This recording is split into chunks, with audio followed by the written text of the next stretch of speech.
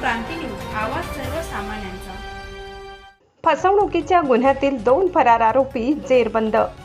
नाशिक गुन्हे शाखा युनिट 2 ची धडाकेबाज कारवाई। नाशिक शहर गुन्हे शाखा युनिट 2 ने फसवणुकीच्या गंभीर गुन्ह्यातील 2 फरार आरोपींना अटक करत आणखी एक उल्लेखनीय कारवाई केली आहे। सातपूर पोलीस ठाण्यात दाखल असलेल्या फसवणुकीच्या गुन्ह्यातील हे दोन्ही आरोपी गुन्हा दाखल झाल्यापासून फरार होते।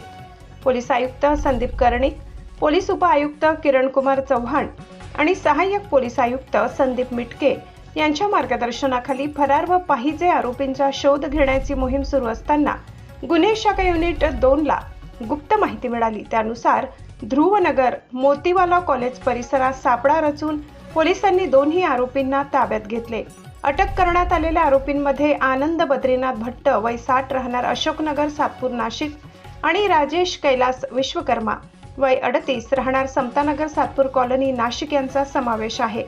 सातपूर पोलीस ठाण्यात गुन्हा क्रमांक 546/2026 भारतीय न्याय संहितेच्या विविध कलमांनुसार दाखल असून चौकशी दरम्यान दोन्ही आरोपींनी गुन्ह्याची कबुली दिल्याचे पोलिसांनी सांगितले। पुढील तपासासाठी दोन्ही आरोपींना सातपूर पोलीस ठाण्याच्या ताब्यात देण्यात आले आहे।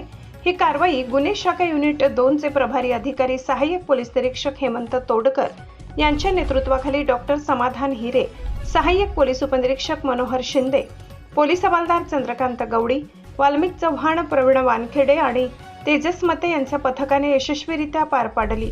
फरार आरोपींचा शोध घेऊन त्यांना जेरबंद करण्याच्या कारवाईमुळे नाशिक शहर गुन्हे शाखेच्या कार्यक्षमतेची पुन्हा एकदा प्रचिती आल्याची प्रतिक्रिया व्यक्त होत आहे। महाराष्ट्र क्रांती न्यूज साठी वृत्त संकलन विभाग नाशिक। अशाच नवनवीन बातम्या पाहण्यासाठी आमच्या महाराष्ट्र क्रांती न्यूज या YouTube चॅनलला लाईक करा, सबस्क्राईब करा आणि बेल आयकॉनला प्रेस करा।